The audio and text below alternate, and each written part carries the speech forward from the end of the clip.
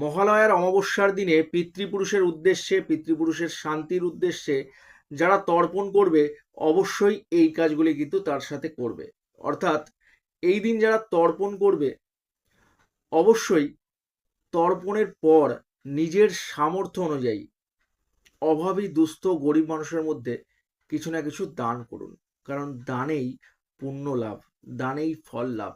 অর্থাৎ তর্পণের পর নিজের সামর্থ্য অনুযায়ী কিছু না কিছু দান করুন। যাদের যেটা প্রয়োজন যদি আপনি করতে পারেন, তাদের একটা প্রয়োজনও মেটাতে পারেন, অত্যন্ত শুভ ফল প্রাপ্তি হয় বলে মনে করা হয়।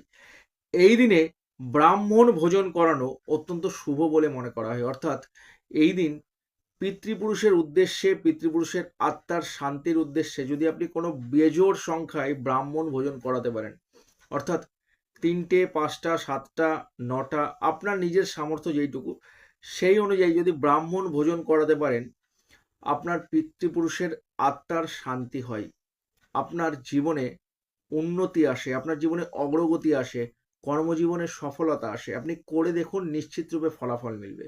যদি ভিডিওটা ভালো লাগে অবশ্যই একটা শেয়ার করবেন।